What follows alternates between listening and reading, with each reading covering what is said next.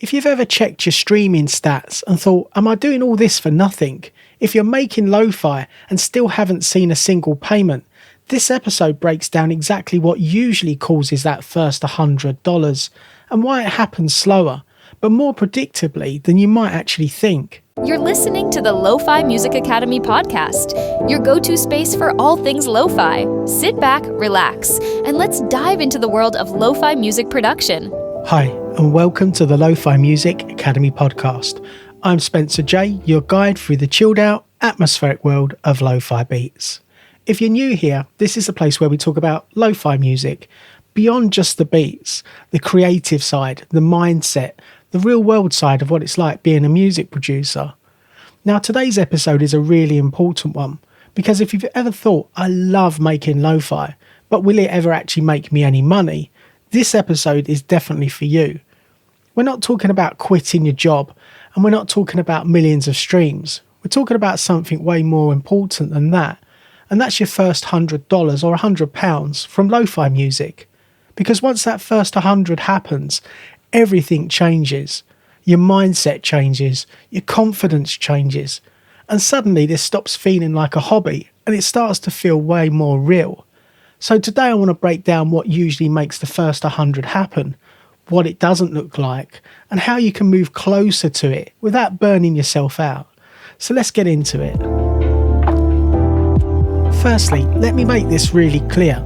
Your first $100 or £100 is not about the actual money. It's proof. It's proof that someone listened, someone streamed, a system that's worked. And you didn't imagine this whole thing.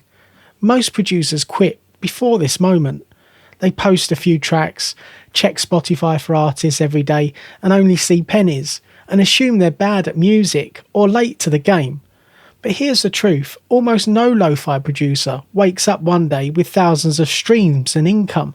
The first 100 usually arrives quite slowly and almost by accident, and that's exactly why it's so powerful.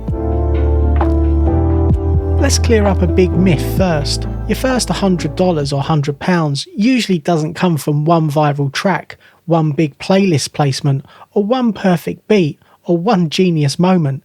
That's the highlighted real version of success. The real version is more boring and far more achievable. Most producers who hit their first 100 don't even notice it at first. They log in one day and go, oh, when did that happen? Which tells us something really important. In most cases, that first $100 or £100 comes from one of three things, or a combination of them. Let's talk them through. So firstly is consistent releases, not perfect ones. This is the biggest one. Producers who hit their first 100 usually have multiple tracks released over several months, often without much promotion. Not because each track is amazing, but because the catalogue compounds. Every track you release is another entry point, another chance for an algorithmic playlist, another reason someone stays listening for longer.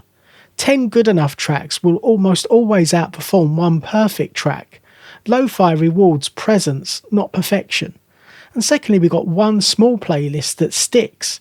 Most first 100 moments involve one small but consistent playlist, not a huge editorial playlist and not a viral TikTok moment, just a study playlist, a chill hop playlist, a lo-fi beats playlist with maybe a few hundred or a few thousand followers. But here's the key, you stay on that playlist for months and those slow, steady streams add up quietly in the background. And this is why lo-fi is such a long game. And thirdly, your multiple small income streams. Here's something most people don't talk about enough. That first 100 is often like 40 from Spotify, 15 from Apple Music, 10 from YouTube Content ID, 20 from Bandcamp, and maybe 15 from other random platform payouts. None of them feel impressive alone, but together they really change everything. Lo-fi income rarely arrives in one big lump sum. It kind of arrives in small little drips.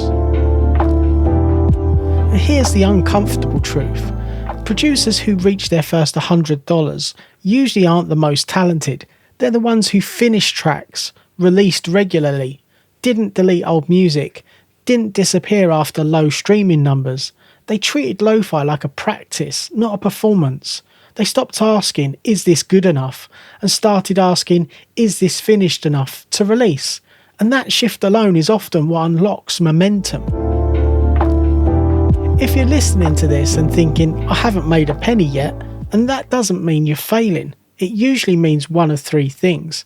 And that's that you haven't released enough music yet, or you haven't been live long enough, or your catalogue just hasn't had time to breathe. Lo-fi is slow, and that's not a weakness, it's the actual business model.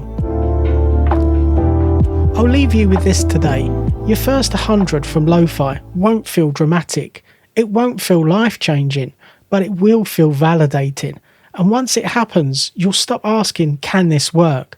And start asking, how do I do more of this? So keep finishing, keep releasing, keep showing up quietly, because lo-fi doesn't reward hype, it rewards patience.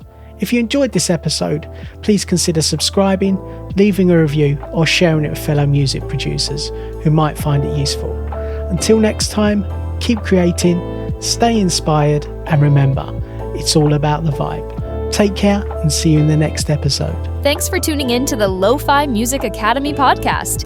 If you're ready to start making lo-fi music and want to go even deeper, grab your free guide. Discover the 6 essential steps to create a release-ready lo-fi track from scratch.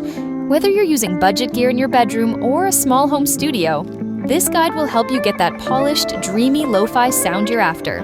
Just go to www.lofimusicacademy.com. Until next time, keep creating those laid-back vibes, and don't forget to subscribe for more lo-fi tips and tricks.